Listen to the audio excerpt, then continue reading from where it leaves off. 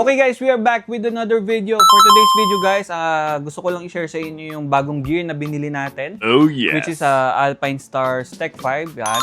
So gagamitin natin ito sa upcoming FJ Moto Mountain Cross Rally na gaganapin sa Mindanao.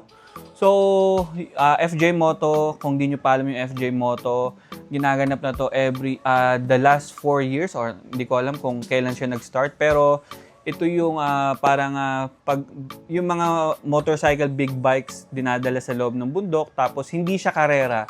Hindi siya parang Boss Ironman. So talagang may mga checkpoints and all. So abangan nyo yung magiging practice ride natin.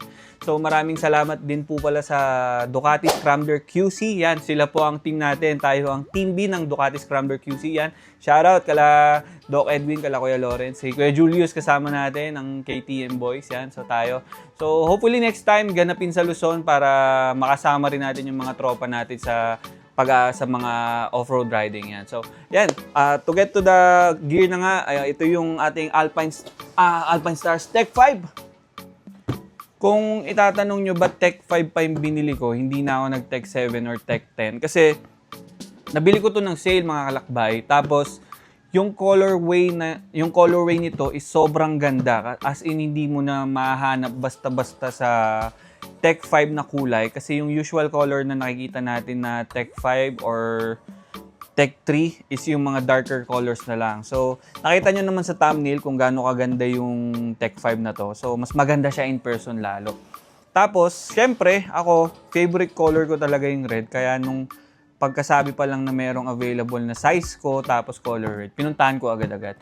Yan. So, bago ang lahat mga kalakbay, panoorin nyo muna tong video nakasunod para malaman nyo kung ano yung meron sa Alpine Star Quezon City. Para kung may hinanap kayo ng mga gears yan, check nyo yan.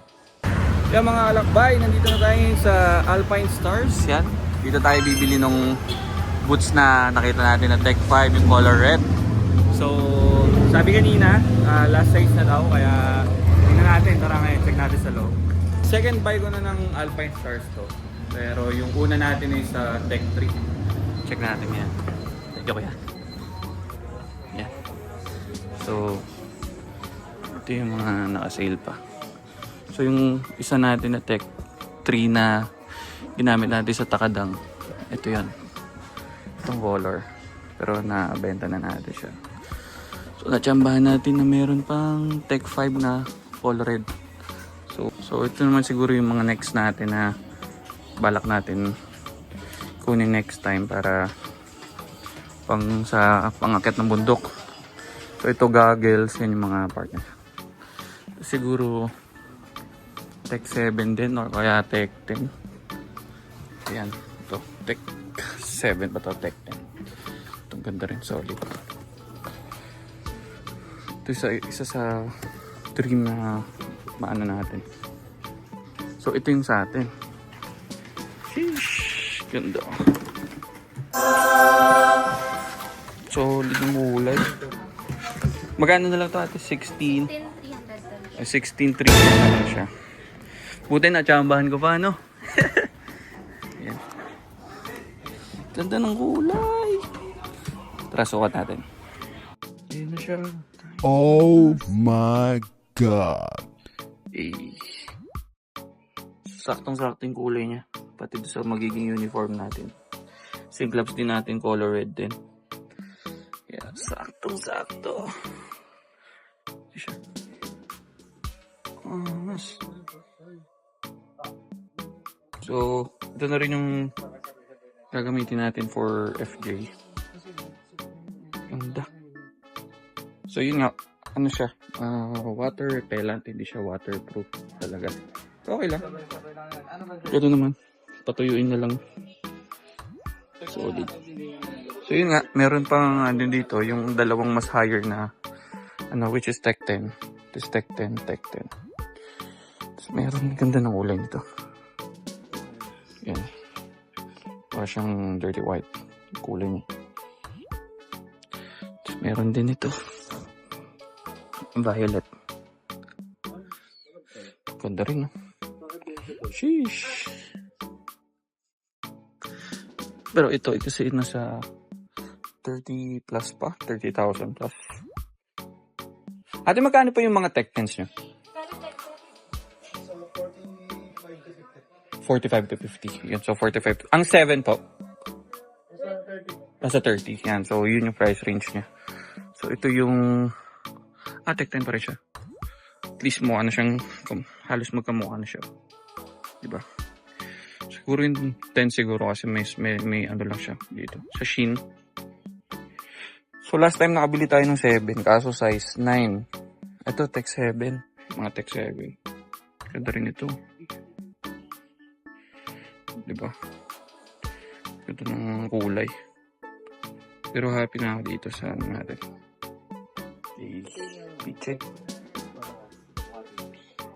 Tapos ito dito meron yung parang armor na sinusuot natin. Almost the same na. Sinusuot natin na armor.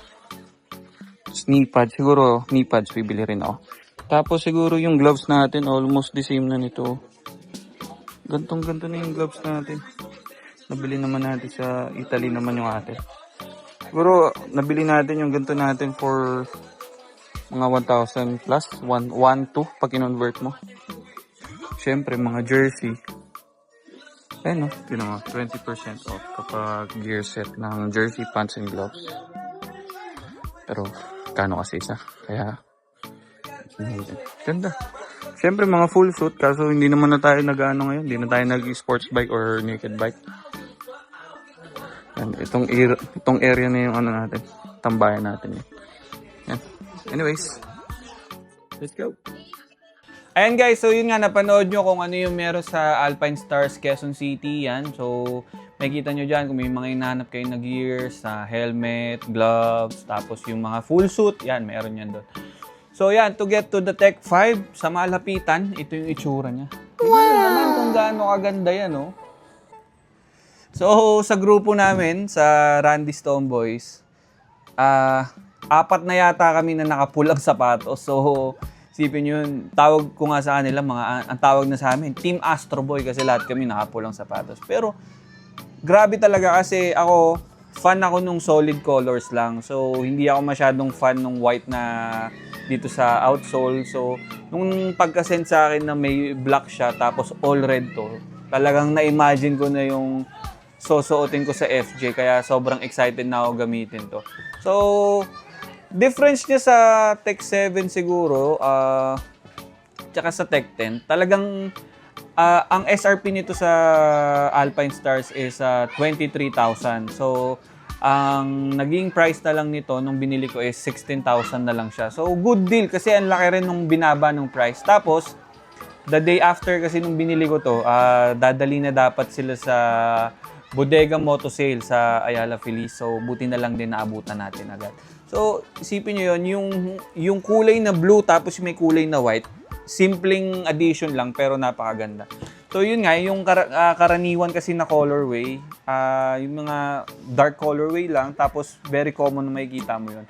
Kaya hindi na rin ako masyado nag-Tech 7 saka nag-Tech 10 kasi ang Tech 7 saka Tech 10, siguro for hardcore riding na lang talaga siya. Kami naman kasi casual off-road yan, mga moto camping, saka hindi naman palagi. So, okay na rin ako dito. Hindi siya waterproof, pero water resistant. So, as possible na hindi natin ibabad talaga sa tubig. Yan. So, ingatan lang natin.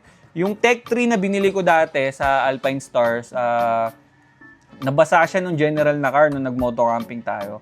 So, ang ano ko lang doon, medyo ang tagal matuyo. Talagang ilang araw na basa pa rin yung loob. So, comment down below mga kalakbay kung may mga tips kayo kung paano magpatuyo ng boots ng mabilis. So, ayun nga. Tsaka syempre, swerte na FJ Moto Mountain Cross. Ang team natin is Ducati. Ducati is color red. Kaya saktong-sakto rin. Kuya Julius, nakaganto rin. Tapos, ito yung binili natin na gloves sa Italy yan, sa Padova. Nasaktuhan din na pula. So, napakaganda. Yun, no? Talagang sumakto. Red on red. Tapos, syempre, yung magiging jersey natin sa DSQC is color red din for sure. Kasi yun din yung color nila. So, talagang excited na ako kasi na-imagine ko na yung magiging outfit natin doon. Outfit check natin doon. Yan. So, masabi ko komportable naman siya. Tapos yung Tech 3 naman, nung dinala ko siya sa Takadang, talagang okay naman kasi yung motor bumagsak din sa paa ko, na-protect niya rin naman. So yung sa Tech 10 kasi medyo, kita niyo sa video kanina, yung medyo bulky dito. So hindi naman ako ganun ka-hardcore mag-offroad, kaya okay na ako dito sa Tech 5. Basta yung gantong color, happy na ako sa ganito. Yan, so yan mga kalakbay. Sana nagandahan kayo sa ating Tech 5. So, hopefully makabili rin tayo ng Tech 7 na all red. Yung Tech 7 kasi na all red, ibang kulay din. Talagang may something din na dun sa kulay niya na ewan ko, mas maganda dito kasi mas darker red siya. Parang cherry red yung dating. Pero yan, sulitin muna natin itong mga kalakbay. So, talagang pag Alpine Stars talaga, ang ganda ng ang ganda ng pagkakagawa. So, yan. If you're new to my channel, please like, comment, subscribe, and ring the notification bell para updated kayo sa mga ating mga binibili ng mga gears like this one. So yan mga kalakbay, just a short video just to share with you. Tapos abangan nyo ang ating FJ Moto Mountain Cross practice. Meron tayong upcoming ride sa Mount Pinatubo kasama yung mga tropa natin sa off-road riding. Yan. So meron din tayong upcoming Mount Ugo sa February 7 to 8, yun yung practice talaga ng Team 8 at team din ng DSQC. So, abangan nyo mga kalakbay. So, yan mga kalakbay, don't forget to stay safe and peace out.